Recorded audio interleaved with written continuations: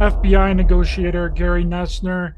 He retired from the FBI in 2003 following a 30-year career as an investigator, instructor, and negotiator. An FBI hostage negotiator for 33 years of his career. He spent 10 years as the Bureau's chief negotiator. In his book, Stalling for Time, the FBI's chief hostage negotiator takes readers on a harrowing tour through many of the most famous hostage crises in history of the modern FBI, including the siege at Waco, the Montana Freeman standoff, and the DC sniper attacks. Gary Noesner, welcome to the show. It's an honor and a privilege to have you.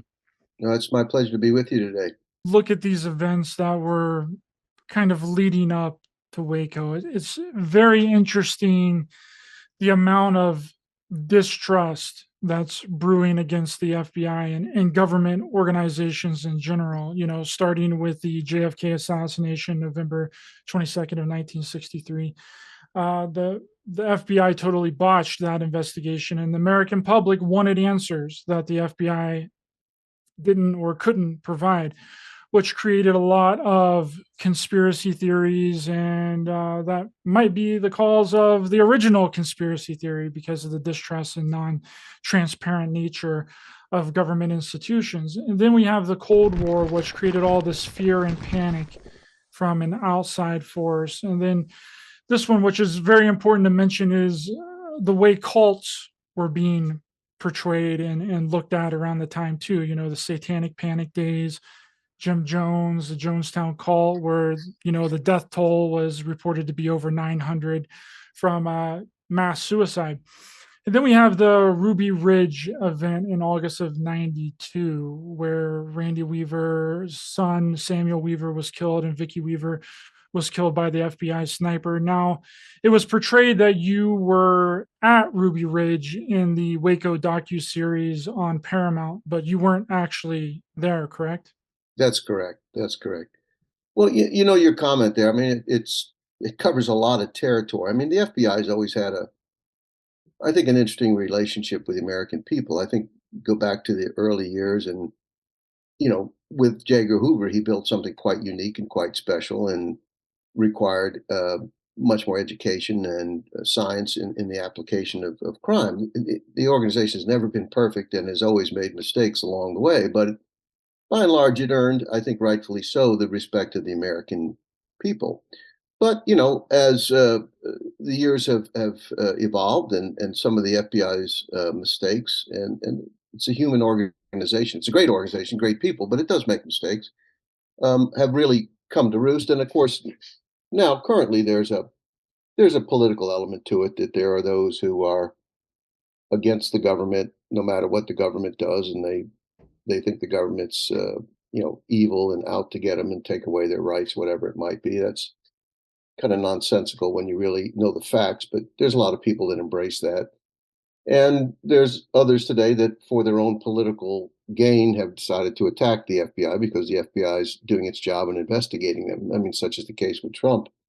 So it's a complex issue. And when you go back to a Ruby Ridge or a Waco, these are very complex issues. And people often forget that many prison riots and even right-wing militia standoffs that the FBI managed quite successfully before Ruby Ridge and Waco. In fact, I would suggest that the primary lesson learned from Ruby Ridge and Waco was for the FBI to do things again as we always had done before them. Those two incidents were really, because of some personnel issues involved, were really departures from doing things that we had gained a reputation of being the best in the world at doing. But it shows you how one person in a leadership position who's not well trained or prepared can really create some significant reputational damage to an organization. I mean, and has real life consequences, obviously. So, yeah, so it's a complex issue. I agree absolutely. Now, did they consult you at any time during that 11-day standoff at Ruby Ridge or?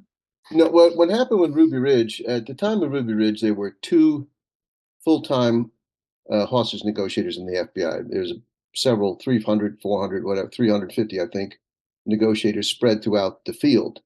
And negotiation for them as it is for the SWAT people, is a part-time function. If there's an event, a bank robbery, skyjacking, they roll out on behalf of the FBI and respond. We only had two of us at Quantico at the time of Ruby Ridge, and we managed the program for all the others, training, guidance, so forth, operations. I was literally out of the country on a anniversary trip with my wife overseas, and when Ruby Ridge occurred. So my partner was sent out to Ruby Ridge. So I was not there. As you suggested, the 2018 Paramount uh, six-part miniseries showed me there, and the reason they did that is because I was portrayed in the series by the great actor Michael Shannon, and they needed to get him in the first episode. So they wrote me into that incident, doing the things that, in fact, my partner actually did, and I wasn't, particularly happy with that or comfortable with that. But one of the things I learned, when someone buys your book rights, then you have some influence, but you don't have control. And Hollywood, I think they did a very good job on that series, but there's some things about it that I disagreed with, and some portrayals I would have liked to see done differently.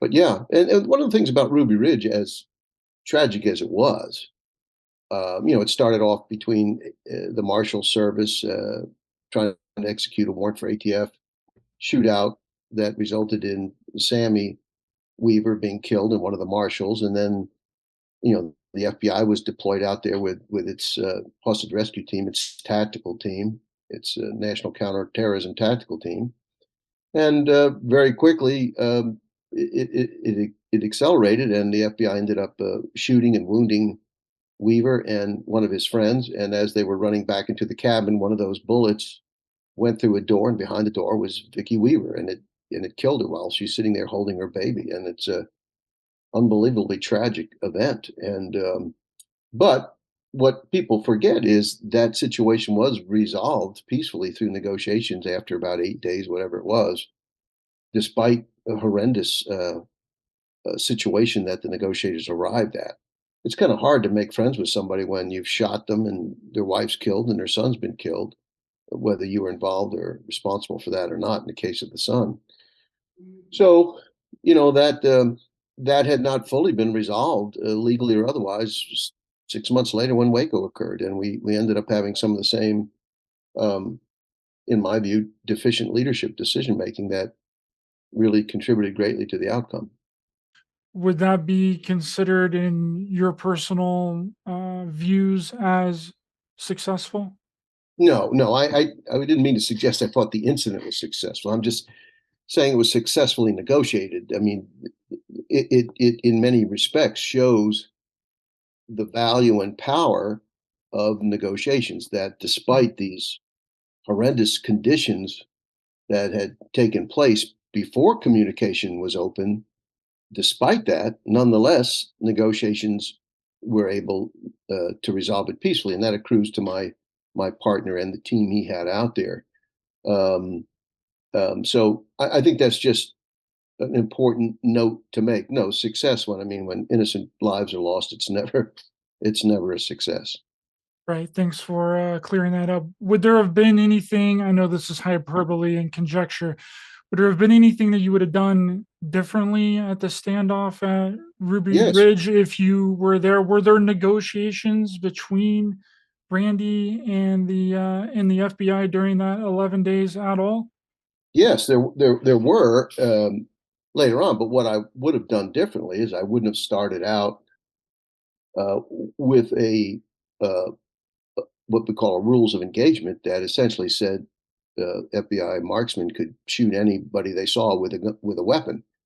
I mean, not only is that the wrong approach, but it's also illegal. It's unconstitutional. An FBI agent, a police officer, is allowed to use deadly force only to save their life or the life of someone else. You can't just shoot somebody because they have a gun or they've done something bad prior. So um, that I think was a terrible set of instructions that FBI personnel were given and sent up the mountain, and those conditions presented themselves, and sure enough, shots were fired, and it just made an already bad situation with Sammy Weaver having been killed by the marshals just made a bad situation worse. So I would have started out with negotiations. And we always say it's easier to move from negotiations to tactics if absolutely necessary. It's very hard to start off with tactics that go badly and then succeed with negotiations.